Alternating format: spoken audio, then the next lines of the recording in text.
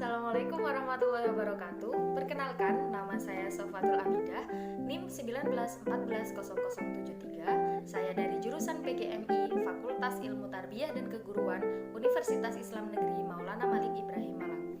Apa kabar semuanya? Di sini kita akan mempelajari pengaruh agama dan budaya Hindu, Buddha, dan Islam di Indonesia.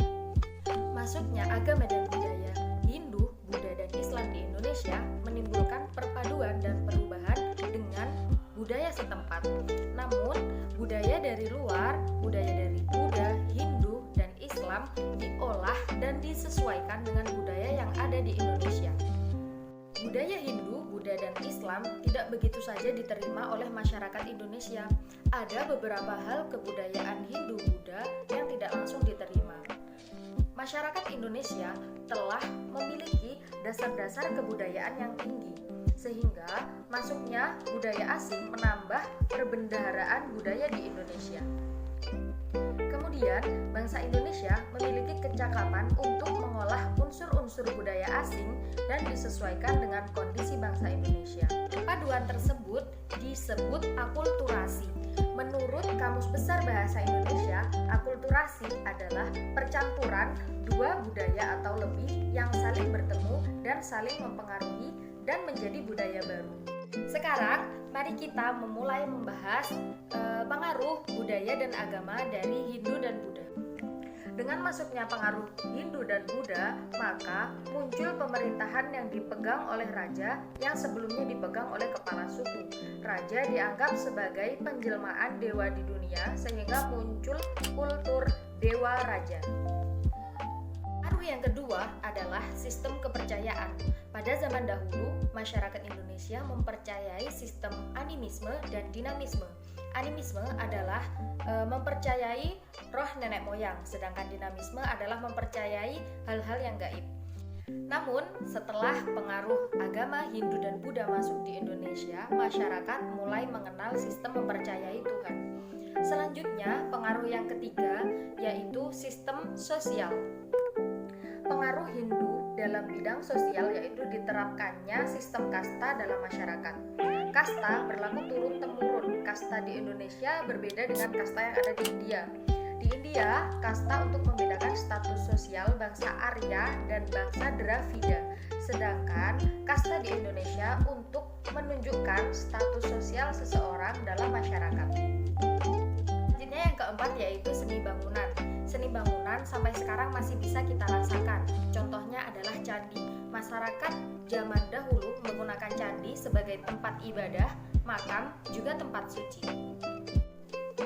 Selanjutnya yang kelima yaitu aksara dan sastra. Pada zaman dahulu, masyarakat Indonesia belum mengenal aksara.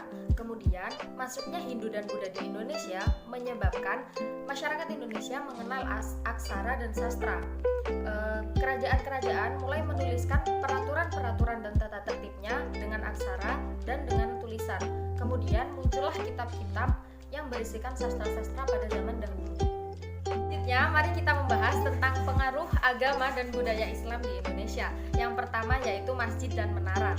Arsitektur seni bangunan dari masjid diakulturasikan dengan seni bangunan yang sudah ada di Indonesia.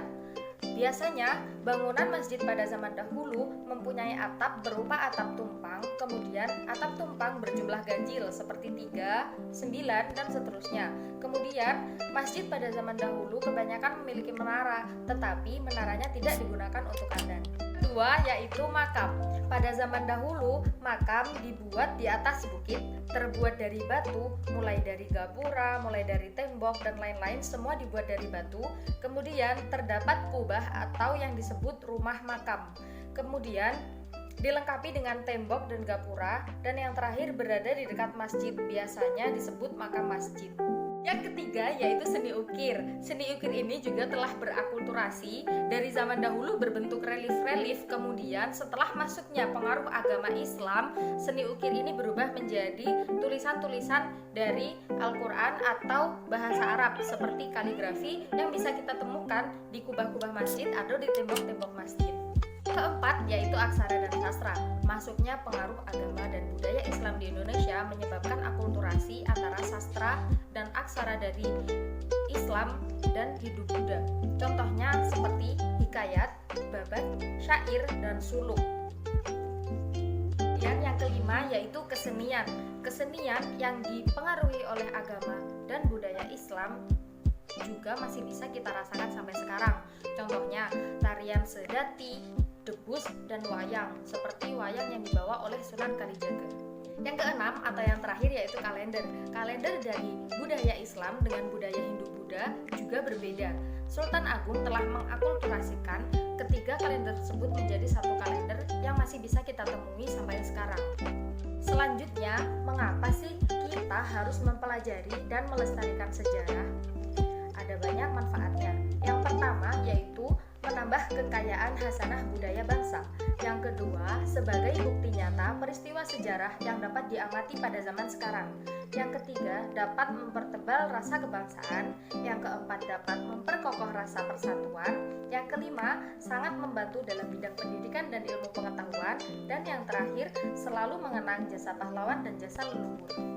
Demikian sedikit materi yang bisa kita pelajari pada pertemuan kali ini. Semoga membantu dan bermanfaat bagi teman-teman semua. Kritik dan saran dari teman-teman sangat saya harapkan. Terima kasih sudah menonton. Wassalamualaikum warahmatullahi wabarakatuh.